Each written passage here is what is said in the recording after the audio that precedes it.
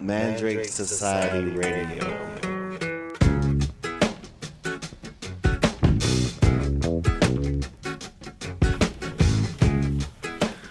Talk to me. What was going on at the time of kind of before allgo was put together? What was the landscape like here in Austin for queer people of color, and what led to the formation of allgo? Well, I came to Austin in '82 to go to law school, and I got my first job after my first year. Met another person there that worked in my job at the Attorney General's office, actually, and he was also a law student. And before you know it, he got me involved in the Austin Lesbian Gay Political Caucus, where he was active. And for the next several years, we were involved. It's ALGPC was basically an organization to promote candidates who were friendly to gay and lesbian issues, endorsing candidates, working for candidates get elected. So it was a straight political group. However, over time, there were several people of color, although few, but there was maybe 5 or 6 of us that would bring up issues about injustice, equality, things like that were, farm worker oriented issues about discrimination and the Austin Police Department. What's going on now has always been going on, where people of color were basically being killed while in police custody. So issues like that, we would want to have a presence at protests and things like that, and we were always told, well, those are not gay issues. So anyway, we were sort of starting to think that this is not the group for us, that we wanted to start our own group where we set the agenda, not told that, what the agenda was. So we bumped into some other folks who had moved to Austin, who were formerly part of a gay and lesbian Hispanic group in Houston. And so the first thing out of their mouth was, we want to start a gay and lesbian Latino organization. Well, caught us at the right time. And before you know it, we decided how we're going to start this thing, because we would meet, socially, but we were basically trying to figure out how to launch it. We thought we'd have a party in order to get more names, phone numbers, addresses, so we could launch this thing. So we would go to gay bars and ask them, do you want to come to this party? It's a gay and lesbian Latino party. And we would get their names, addresses, and phone numbers. Before you know it, you had a mailing list to start with.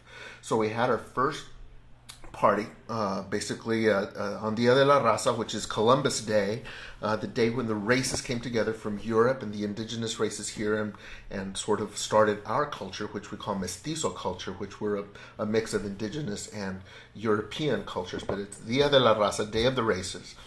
And we had 200 people show up. We were having it in someone's backyard by the pool. We had a keg of beer, and we brought tamales and food and had music, but 200 people was a little more than we thought, because then there were tamale husks all the way down the street the next morning. We were cleaning up after everything. But it's what really launched this thing that we call allgo.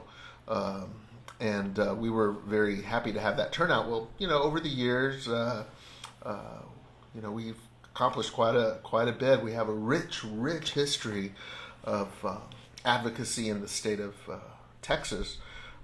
We were the first openly gay and lesbian organization that got funding from the state of Texas, from the Texas Department of Health. We also, from the onset, obviously, around 82, 85, AIDS was starting to really, be at the forefront of everything that was in the news and affecting our community. And we already knew from the very beginning that people of color were getting this disease out of ratio. In other words, we were getting it higher than the average population. Rates were higher. So we knew that at that time it was called the Austin AIDS Project. We had done some test calls to call them, to see if they could handle calls in Spanish, which they were not equipped to do. So we decided that we were going to get funding from the U.S. Conference of Mayors if we can do our own project. Well, nobody thought we would get this grant, because I mean we're now playing with agencies that were more established as far as big funding like that. But we did get the funding. Surprised everybody. I mean, you could have seen their faces. Because there was a lot of resistance to allgo at the very beginning. People were accusing us of dividing the community, when our response was the community was never really united. If you go to all these gay and lesbian organizations, you might have 100 people, and you might have 4 or 5 people of color present. So that's not what I call a united community. They were calling us separatists, and which I reject that, because it's really another word for racist. Mm-hmm. But if you understand, if they only understood racism, it's prejudice plus power. And I'm sorry, but people of color are not the ones in power, even to this day, in spite of what people may argue. So we did what we had to do to build our own community. Over time, I think that we've been vindicated, because nobody dreamed that allgo would last. We were founded in 1985, and here we are 2009.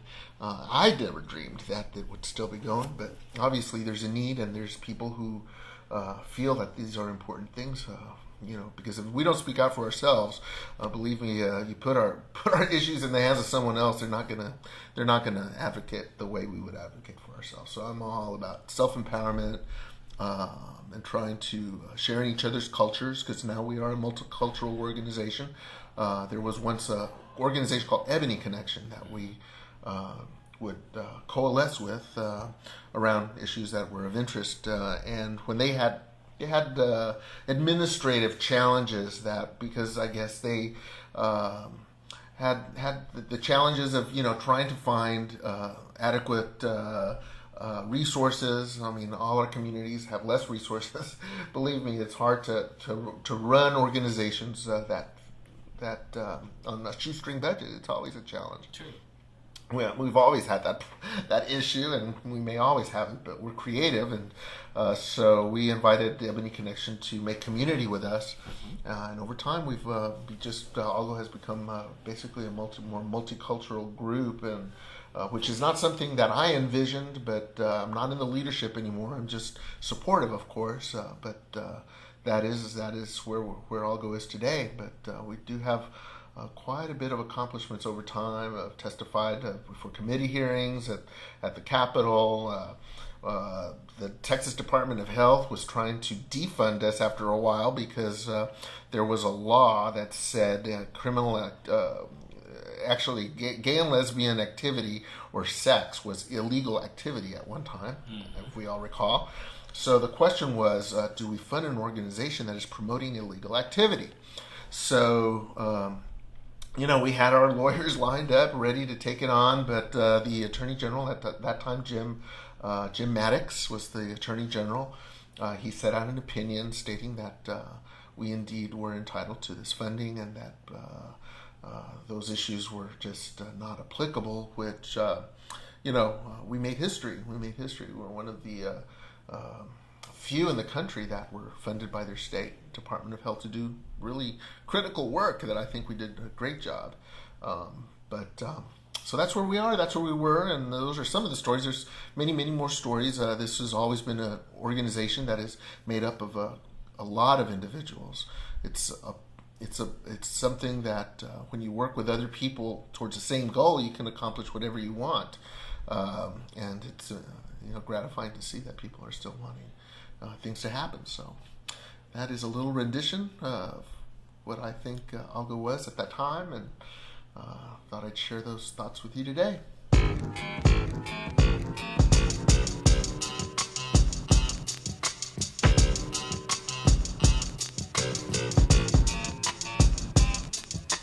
Mandrake Society Radio.